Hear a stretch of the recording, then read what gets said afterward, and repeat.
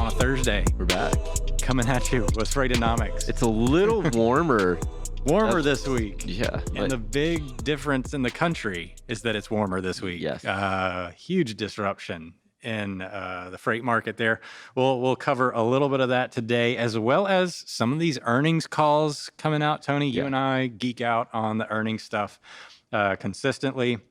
We'll give a quick update there. And of course, the maritime situation continues. It's ongoing. Geopolitical risk is going to probably be the theme for a while. Yeah, it's not going away anytime soon. It seems like, if anything, it's intensifying versus, easing. So yeah, and I think that's the nature of deglobalization. Like we're actually pulling ourselves away from people in the world. Therefore, we're going to have a natural now separation between ourselves. Separations are never easy. You don't get along with people because you split up with them. Yeah. Like that's not how things work. No. And so, whereas I know we're in an election year and I'm not trying to get political because I don't like politics, but it is the more that countries have protectionist policies over time, that creates more destable global environment. Yeah. That's fact. That's not politics. No. That's the way it works. Yep. And I think one of our older economists, Ibrahim, used to really talk about the dangers of protectionism at mass. And I mean, I understand it's more complicated than that. But yeah, that's something we're all going to have to get used to. Yeah, it's not going away anytime soon. So it's one of those things that, you look at it, it's disruptions, Red Sea, which we'll touch on a little, but there's more than that. Greg Miller just wrote another article about the Korean Peninsula, right? Like that's one that it hasn't escalated, but if it does, that is another, I would argue that might be a bigger risk to domestic transportation, only from the simple fact that there's a lot of freight that is sourced from that area if there is an outbreak or a conflict there, well, where's that go? If you are in supply chain procurement, you are about to earn your money over the next 10 years. If you haven't already earned it throughout COVID, right? The pandemic taught, well, guess what? I'm not saying that's coming back, but pieces of that are probably going to continue to be a problem. Yeah. Absolutely. Well, let's give them a quick market update and two, Tony, if you want to count me in so we can start this show. All right, Zach, 3, 2, 1.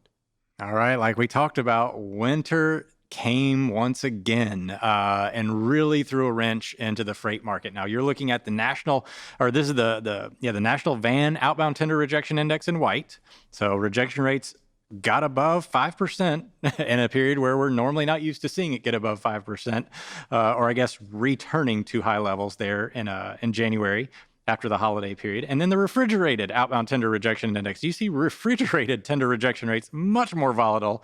We've been talking about this for months, how the reefer sector has been way more responsive lately.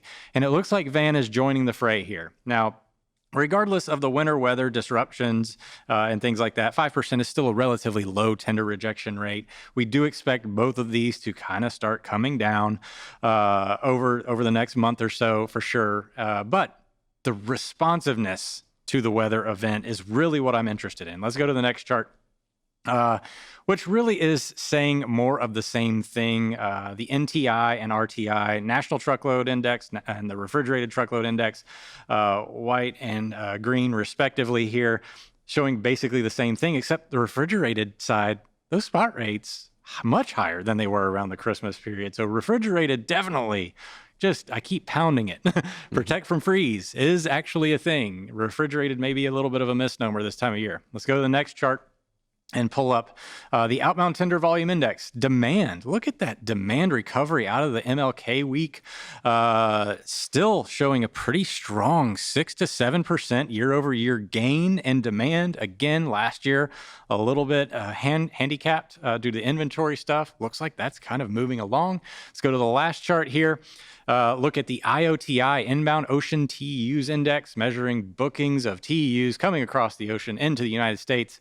Look at that. Right before Chinese New Year, demand still up. And it's up significantly. I mean, you're talking up 20+% year over year. And that is, I think, the key there. And this is one that I've looked at for a while. I mean, me and Donnie Gilbert talked about it on FreightWaves Now this morning, kind of just gauging where the market is. I mean, from a demand side, everything appears relatively healthy relative to where we were this time last year, relative to where we would have been out of 2019 if you would have seen normal economic growth and the pandemic never happened.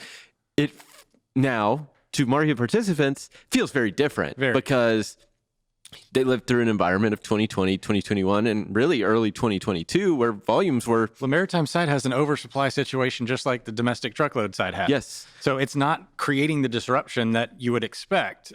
So it's a very supply side kind of event here where it's able to absorb it. Now, obviously rates have gone up in the maritime side, but that's because of exogenous factors such as the Red Sea confrontation. Yeah, right. That is a shift in capacity, not necessarily... And a little bit of market perception. Yeah. Like you're paying the rates because you think it's having an impact. Yeah. And that's pricing. And that's a big theme of today's show is pricing, the art of pricing, and how transportation specifically has a little bit of a pricing problem. And I mean, Zach, maybe talk about it because that was your life for a while, that you were in pricing. You know, I don't have that same experience. I look at it from an econ perspective, right? Transportation market, especially truckload, is very similar to, I mean, you could call it perfect competition. I mean, there's a lot of buyers and sellers of freight overall, right? Yeah. Demand, supply, they work together, they set the price. You see that, and it changes on a day-to-day basis. And some of it's market perception. You'll never live in a vacuum. Right. It's not reality, even though that's how it's taught in like in school. Everything's taught in a vacuum in a perfect world. That's not reality. Because it's easier to explain things in a vacuum. But you look at it, I mean, you look from the demand side, relatively strong. You see the supply side tighten because of winter weather and market perception and delays and these knock-on effects. It pushes prices higher. Well, it creates a sense of urgency. Yes. And you pay for that response. You know, we saw it during the pandemic all the time, like winter weather during the pandemic, February of 2021. That was an overreaction to a supply chain disruption that people were so snake bit from the previous 12 months. Any catalyst threw them into a panic once again, because guess what? It doesn't matter if it's rational or not at that point. Yeah. If everyone else is panicking, even if you were like, listen, there's nothing to see here, you're pulled right along that with them. You have to panic along with them. Yeah, it's like it's a herd mentality, but it's how, I mean, it's almost human nature, right? You see everybody else doing it, so you follow suit. But you're also you're subject to the market, which is, if I can't get the freight that I need in 3 weeks because everyone ordered it, we see it with gas shortages, at times. Like we had the crazy Thursday in May, 4 years ago, where everyone ran to go fill up grocery bags with gas because they thought they were going to run out of gas. And guess what? They perpetuated the gas stations running out of gas by going to overfill. Yes. And that's what even if you are a rational human, you are simply it's the same with the toilet paper shortage throughout the early stages of the pandemic, right? Yeah. I mean, it's no different than last week here in Chattanooga. I mean, you go to the grocery store and you see, I think the chicken aisle in the local Publix was completely empty. I mean, completely wiped out. And it's perception drives reality in this case. Because we would be shut down for a day. Yeah, one day. Truly, one day. If that. So. No, and this is a sense of urgency that kind of fuels a lot of our consumption, which remains strong. Yeah. I kind of want to parlay this into an earnings discussion with our newsonomics section here, because this is where this is what's driving this pricing discussion. Is I'm looking at Knight-Swift earnings, Knight-Swift US Express earnings here, and it's exactly what I would think it would be. Yeah. Outside of the intermodal side, we'll get to the intermodal in a minute, but Knight-Swift, of course, a great example of domestic transportation. They have literally everything. Yeah. They have truckload, they have dedicated, they have intermodal, they have LTL. Yeah, and then they have their logistics and then they have the brokerage arm. Yep. So it's like almost everything you can think of domestic wise, all the sectors are there. JB Hunt, of course, another one that has almost all of these outside of the LTL. But let's break down the Knight-Swift earnings call here. So first things first, revenue and average tractor count up 25 and 29% respectively. They bought U.S. Express. Yeah, that's what it is. I mean, they added a large fleet that grew revenue. I mean, it's not organic growth, right? It was growth through acquisition. People that look at revenue alone, you are misguided. Yeah. And don't do that. But I think you pointed this out earlier when we were talking. Average tractor growth up higher than average revenue growth. Not great. I mean, that's an area where it's okay. You realize, well, in this case, the concern is the used equipment market has effectively collapsed from where it was. So to get that tractor count back to a level where you're growing, I mean, even if you grew revenue at the same rate that you were growing tractor count, you'd ideally like to grow revenue faster than what you grew tractor count. It's not always possible. Like, especially in a market like this. And I think Knight-Swift is fully aware of this. Yeah. I don't know that anybody expected the market to turn as deeply and for as longly as it has. Yeah, you're just not going to get the benefit. Right. You're not going to get the benefit from selling this equipment that you would have before this acquisition. You start having to churn some of this equipment. It's just the tailwind that used equipment prices provided earlier in this cycle is not there. And this is not concerning to me in the long run whatsoever. No, because it's not Knight-Swift. Like that, it's not indicative of how Knight-Swift operates. Right. It's a market-wide condition. Exactly. It's an environmental factor that sometimes we all forget. Yes. We are the environment's a lot stronger than we are as individual actors. Yes. And that is no different here, even though Knight-Swift is huge. Yep. Relative to a lot of other carriers. Now, some of my bigger takeaways: miles up, deadhead down, and that's loaded miles up. Revenue per mile, 11.7% down. So you're hauling more. So the volume's there. Your loaded miles are up. You're actually driving more efficiently because your deadhead's down. You're loaded more often, but your revenue per mile is down. This is pricing. This is where they have had to go in and undercut other carriers. So they've narrowed, they've cut, here's your cost threshold. So in order for them to get this business and maintain efficiency at the levels, the environment basically dictated they had to drop their prices, compressing their margin potential. Yeah, and you see that when you start looking at their OR, right? I mean, even if you kept expenses flat and you drop revenue per mile down 11%, you're going to see compression in your OR. I mean, it's natural. Then you add in the fact that you had U.S. Express, which operated over a 100 OR. Yeah, and I mean, now I will give the Knight-Swift management team a lot of credit. They turned U.S. Express's adjusted operating income was profitable this quarter, which is a good thing. It shows that they are headed in the right direction. That's great. And it's faster than what they were anticipating. In this environment, that should be a huge, they should all be congratulated. Yeah, because I will say at a 93.9 OR with adding 100 OR or around there to their business and the size that it was, right? This is what other companies are striving for in this environment. This will be fixed when the market flips. They will get this back, but they are trying to turn around a business that had its struggles that were publicly known, and they're on the right path. It's just it takes time to get there. You got to look beyond the numbers here. The adjusted OR went from an 83 to a 94. Again, mixing U.S. Express in there, and also the market conditions itself just really challenging. This is absolutely a win in my mind. Dave Jackson, CEO and president, the full truckload market capacity oversupply coupled with customers' efforts to reduce inventory levels have contributed to a difficult operating environment. I do disagree with him on that second statement. The efforts of of inventory reduction are actually a headwind for trucking, because these shippers are having to wait longer in the cycle to ship. And they're now shipping more. We've seen it with the OTBI. They're shipping more. You see with the IOTI. They're bringing more freight in because their inventories, absolutely, for the most part in aggregate, have corrected to a point where it's a lot tighter. So they're waiting on demand. So I think that's a headwind there. I think the title of this article, written by Todd Maiden, does a great job.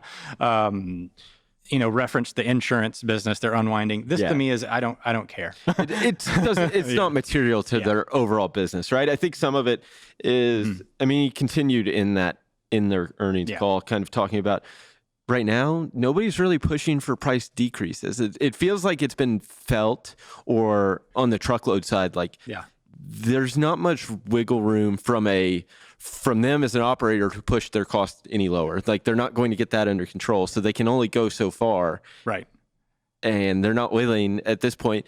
But from a shipper perspective, they've gotten a lot of the pricing decreases, right? They've gotten their budget. They're up against a budget. That budget, we talked about it. I mean, if you got a 10% transportation reduction in cost, now you're up against these benchmarks. And if the market turns, you're not going to see 10% reductions anymore. I mean, we just did a survey.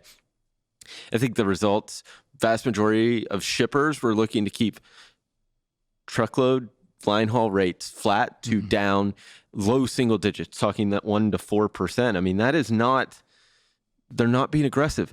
The thing to remember, and we've talked about this before, is shippers aren't the ones that set rates. No. Carriers bid against each other and drive the rate into the ground. So exactly what it is. Now, shippers can set up an environment that makes it more competitive with their bidding strategies, which I don't think that we're seeing. I think largely a lot of the shippers that I've talked to specifically they're not aggressively pursuing rate reductions in a lot of areas. It's coming from the carrier side. That is, they're all searching for volume, right? It's a volume game. They were able to get like 10 to 15% reduction year over year without asking for it in a lot of cases. And this is the inherent problem because they are now setting themselves up because all these bids that just happened, some percentage of these carriers that won this business aren't going to be there the next cycle.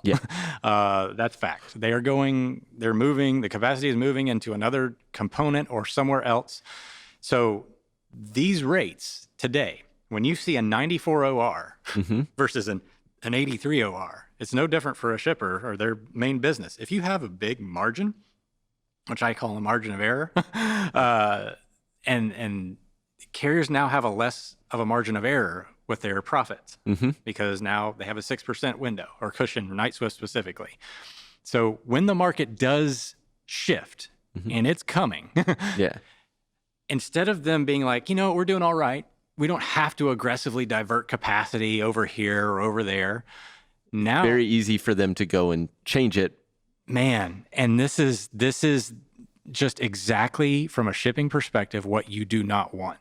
And it's not in their control necessarily. It isn't from the fact that, right, they're still going to take advantage of rate reductions where they're offered. But you need to, if somebody's coming in and being 10% below what the next person is, you need to know that is inherently a risk by taking that and actually giving that freight to the one that's undercutting. You have to know when the market flips, they're going to be the first ones to say, no, we're not moving your freight for this price. Off the bottom of the route guide for these carriers. You've got to stay off the bottom of, like, you cannot be the lowest paying customer of a carrier this year. Your goal as a procurement manager, stay off the bottom because that only exposes you to increased volatility. Now, the LTL side of Knight-Swift, the polar opposite, showed they did have some revenue. It did go, or no, I'm sorry, that's the logistics side. But LTL, 13.8% up. The shipments per day, 12% up. Weight per shipment, a little bit down, but basically flat. Revenue per shipment, excluding fuel, 7.4% higher. They do not have a pricing problem. No, and I think some of this goes into the way Knight-Swift has operated their LTL business. They went out, but good operators, and have let them operate their business as is, right? They kind of they wanted to have the exposure to that LTL space without, if they tried to invoke their operational that they know on the truckload side into the LTL business, it would fail. So why not? They've let them run their business and they've run it efficiently. I mean, you're talking an 85.5 OR on the LTL side. It's not Old Dominion level in the mid 60s, but you're making money every quarter and you have that 14.5% margin. 85.5% OR is good. Year over year, the stability there is exactly what you want from both a shipper and a transportation service provider standpoint, because you have a very stable relationship. You are going to be, and it's a good buffer, a great margin here. So very good operation there. And from a shipping perspective, obviously I know it's hard to understand, but that's a good thing. And then, of course, the brokerage side of things, like everyone else, deteriorating. They had more loads, less revenue. The revenue per load, quarter or year over year, down 7.5%. Gross margins contracting, ORs contracting. I would say on the gross margin front, it's just that spot rates bottomed and are lower, and then contract rates are coming down, and it's collapsing the margin. The thing is, they're also going to face margin compression on the upswing. Spot rates will move higher before contract rates do. Got to be on top of it from a brokerage perspective. You cannot take your eye off the market. We just had the winter weather event. I don't think we're going to have time to get to John Kingston's article, but definitely check that out. Triumph Financial Services showing basically Triumph pays good. It's the rates, their factoring business.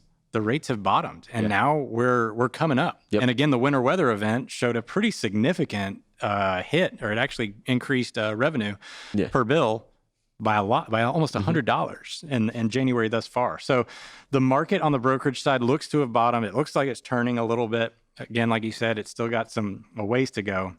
And last but not least, Knight-Swift Intermodal. This is insane. This one was the challenge, right? I mean, if there's a giant red flag waving, this is the arm outside of the insurance arm. This is why. Okay, so we're showing you the intermodal there on the bottom and the logistics business on top, but intermodal revenue down 16%, load count up 4%. Average revenue per load down 20%.